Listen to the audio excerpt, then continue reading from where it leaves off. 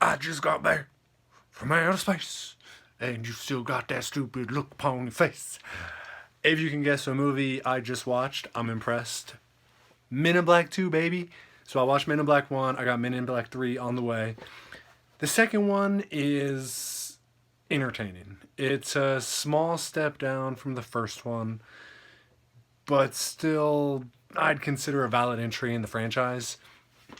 So we see Will Smith, he's kind of taken up the top agent role at Men in Black. And there's something in Kay's past, Tommy Lee Jones' character, that he needs to know in order to defeat their current antagonist. So he has to go and deneutralize Tommy Lee Jones. So they have to get his memory back, and the movie follows him and new character Rosario Dawson. I think she's actually the highlight of the movie. Her chemistry between Will Smith is really great. She has a really dynamic presence on the screen. I didn't recognize it the first time I watched it, but she is really electric every scene she has. I can't take my eyes off of her.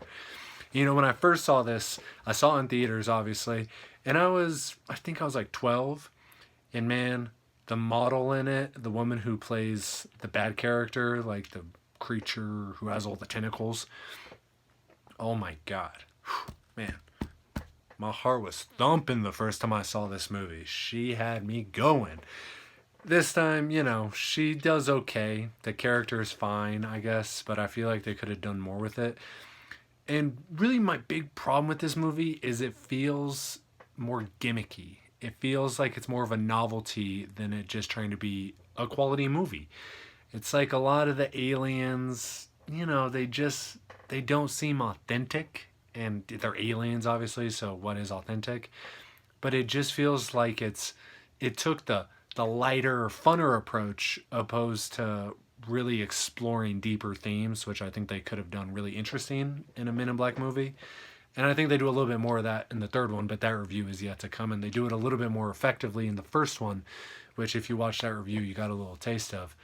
But one of the other highlights is the dog, Frank. Come on. Oh my God. He was a lasting memory for me and my friends after we saw the first one.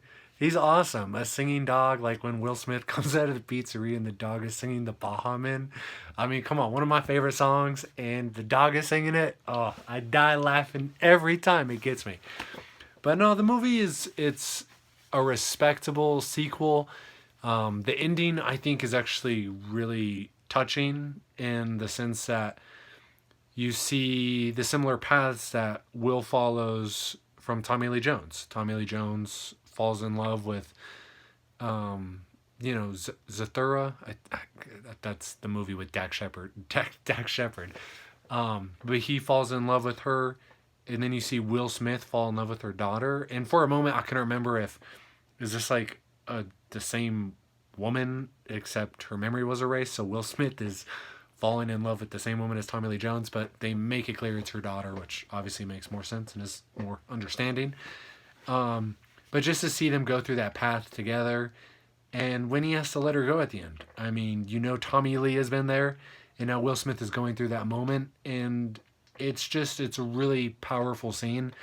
I think the whole movie could have used another script rewrite. Just they could have gone through it one more time, cleaned up just a few things, maybe tightened up some dialogue here, there. But overall, the movie is very solid. I enjoyed it. I would give it a B minus because it is a step down from the first one, but for a sequel, it is still enjoyable. And I love the last shot where Tommy Lee Jones is like, "Oh, you're still an amateur," and he kicks open the door, and it's this giant lock, and they're just a locker inside this even more giant room. And that's a cool idea. You know, I love that, and that's kind of what they went through in the first one. So I love when they explore the depth of space, the universe, the things we don't understand. And there's just so much opportunity that they could have done with the sequel that I feel like was missed, but still a very enjoyable movie. Check it out if you get a chance. Men in Black 3 review is coming soon. Thanks for hanging in.